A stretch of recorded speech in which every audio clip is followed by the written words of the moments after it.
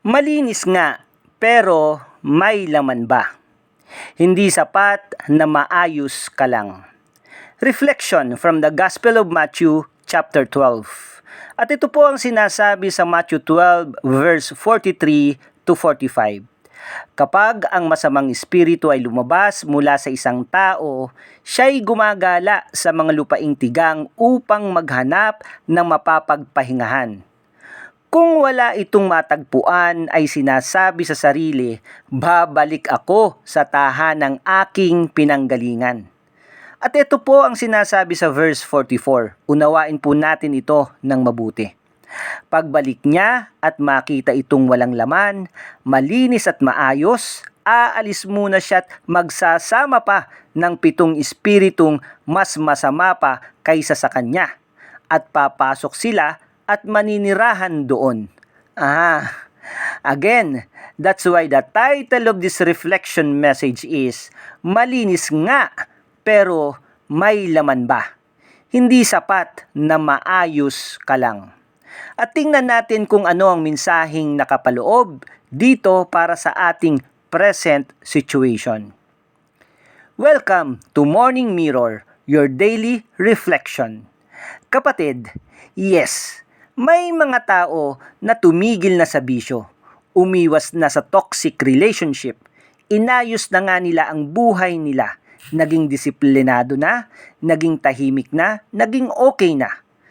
Pero bakit minsan bumabalik pa rin sila sa dating sakit, sa dating kasalanan, sa dating kadiliman? Kasi minsan may nilinis nga pero wala naman siyang pinatira. At yun ang warning ni Jesus. Nakakatakot yung verse kasi sabi, nakita ng masamang espiritu na malinis at maayos ang bahay. Meaning, inayos niya na nga pero wala namang presence. At ang mas nakakatakot, bumalik pa siya kasama ang mas marami. Parang gustong sabihin, ayaw ka talagang pakawalan ng kalaban. Talagang tinatarget ka. Kaya pala hindi sapat lang yung nagbago ako. Umiwas na ako. Okay na ako. Dahil kung empty pa rin naman ang puso mo, babalikan at babalikan ka pa rin ng kalaban. At kapatid, lalong lumalalim kapag inisip mo yung bahay, ang bahay na may buhay dapat. May galaw, may presence, dapat may nakatira. Pero ang bahay na sobrang tahimik, sobrang ayos, pero wala namang movement at obvious na walang tao, as in walang nakatira, mas delikado. At ganun din minsan spiritually. Mukhang okay ka naman, mukhang maayos ka naman, mukhang peaceful ka naman, pero deep inside, bakante ka pa rin. Delikado ka pa rin. At ito pa yung mas malalim, kapatid. Hindi rin sinasabi ni Jesus na wag mong linisin ang bahay mo. Kasi kailangan talaga ng paglilinis. Pero hindi mo kailangang ikaw lang ang maglinis. Kailangan mo ng helper. Kailangan mo ng tutulong sa'yo. At yun ay ang Holy Spirit. Kaya pala, maraming tao motivated lang for a season. Okay lang for a season. Malinis lang for a season. Pero bumabalik ulit sila sa dati. Hindi dahil sa fake sila, kundi hindi napuno ng presence ni Lord yung dating nilinis nila. Kaya ang tunay na healing, hindi lang yung pag-alis ng mga dating mali sa buhay mo, kundi yung pagpapatira kay Jesus sa puso mo. As in, hindi na siya bisita lang. Hindi na siya Sunday guest lang. Hindi na siya emergency contact lang. As in, hayaan mong manahan siya sa puso mo. Dahil kapag may presence ni Jesus, hindi madaling mapasok ng kadiliman. Hindi dahil perfect ka na, kundi dahil may nakatira na sa puso mo. At yan ay si Jesus.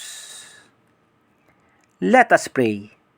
Lord, Minsan, akala ko sapat nang ayusin ko lang ang sarili ko. Akala ko sapat nang umiwas, sapat nang magbago, sapat nang maging maayos. Pero ngayon, naiintindihan ko na. Hindi lang pala cleaning ang kailangan ko, kundi ikaw talaga ang kailangan ko.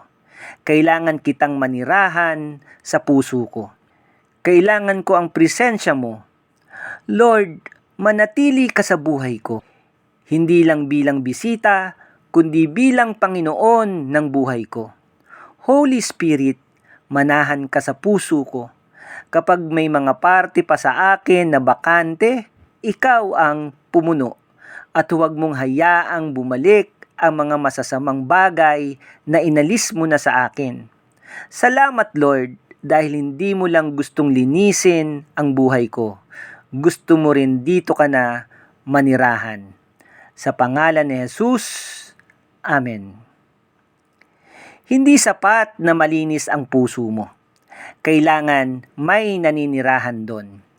Kapag walang presensya ng Panginoon, may babalik at babalik. Ang tunay na healing, hindi lang pag-alis ng mali, kundi ang pagpapatira kay Jesus. Kapatid, handa ka na bang ipa-occupy kay Jesus kung ano ang bakante sa'yo? Amen.